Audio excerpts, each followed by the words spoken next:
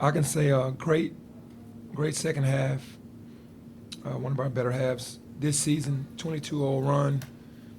Finally find our energy and turn the game around. And got a good victory before we go on the road.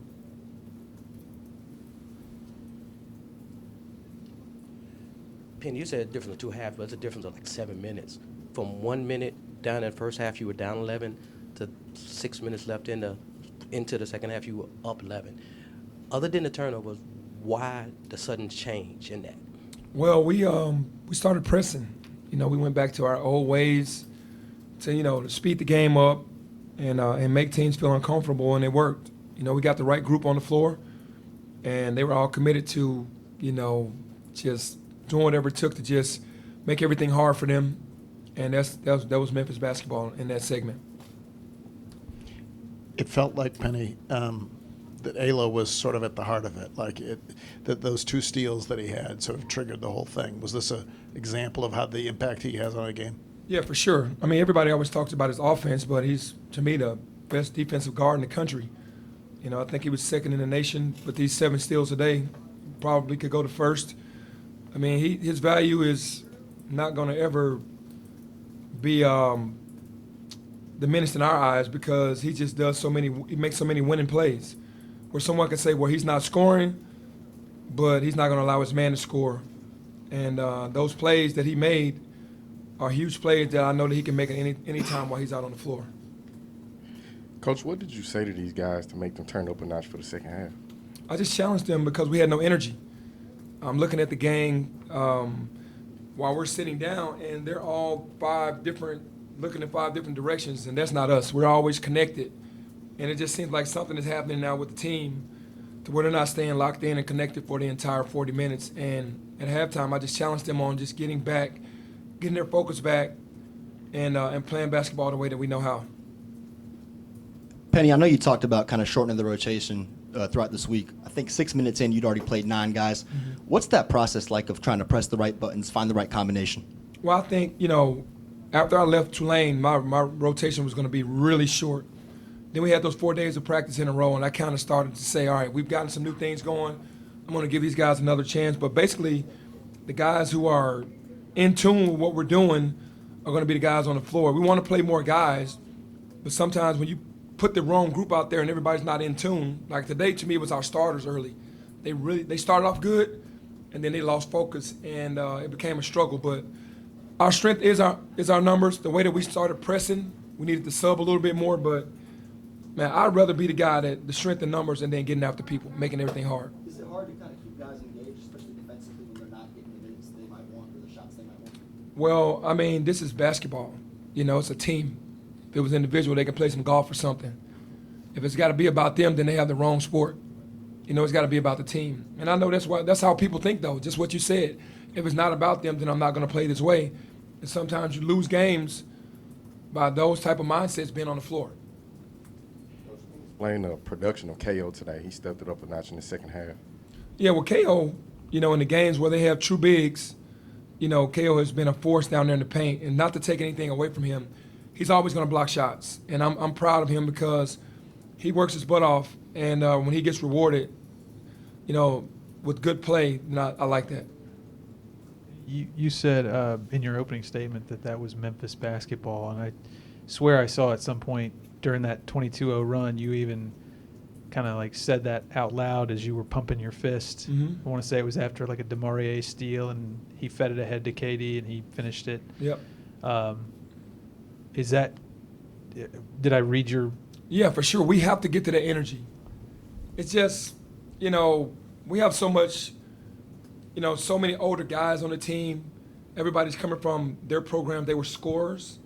So it's harder to get them revved up to play that way because it's like, hey, we never have to play that way.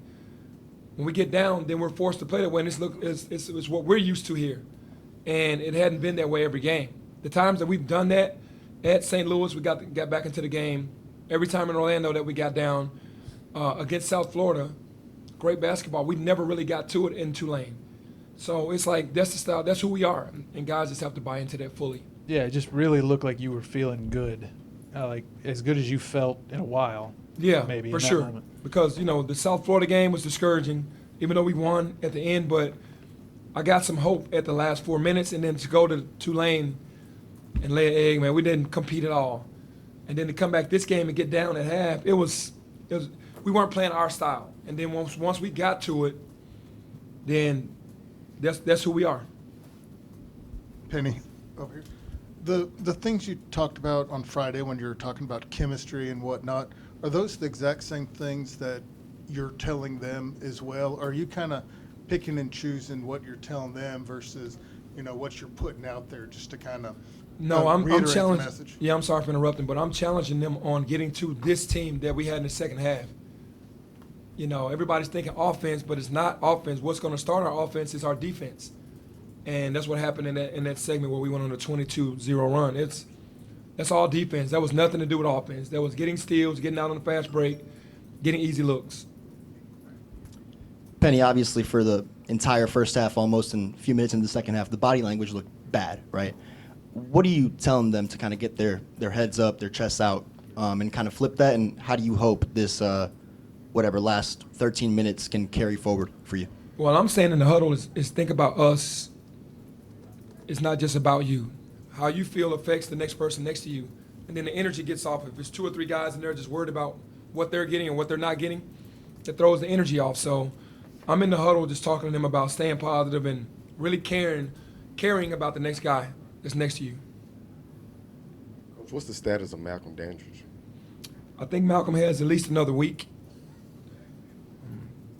He's another guy that out on the floor understands what we're trying to do. So, it'd be good to get him back within the next week.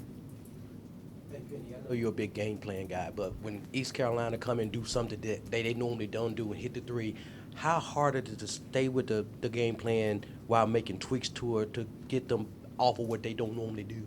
Well, that's one thing about coaching that I've always understood. You start off with a game plan. If it's not working, then I will definitely scrap that game plan and go into something totally different.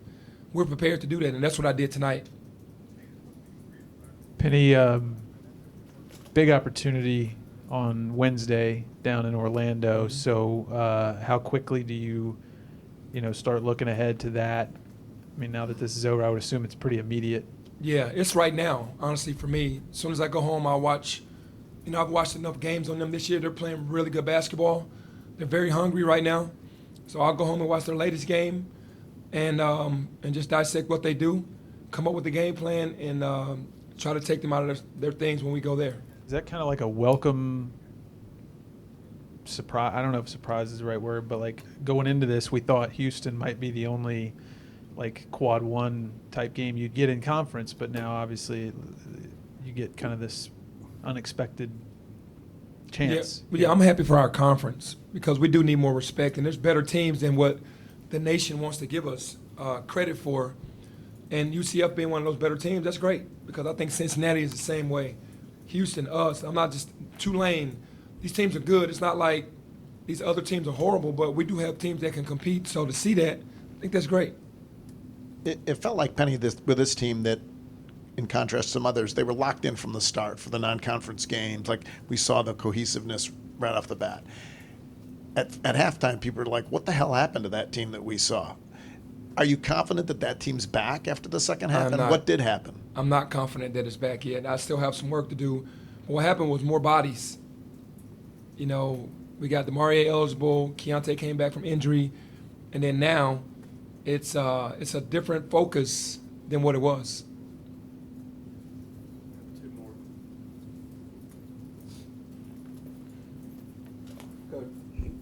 Coach in the back, you talked about them being a different team. Is there a level, do you feel like, of, hey, we knew we had to lock it in the non-conference, and then do you feel like your team maybe relaxed a little bit coming into conference, even though you do have to respect, everybody who plays here? I can say that's half of it. The other half is I kind of played the guys early that I trusted, the guys that were part of that NIT championship team, the guys that were second round of the NCAA, all those guys before Malcolm went out, those were the guys that I were playing, Malcolm, Jaden, Alo, DeAndre, we added Kendrick, Chandler. Those are guys that have been around, so they kind of know each other better.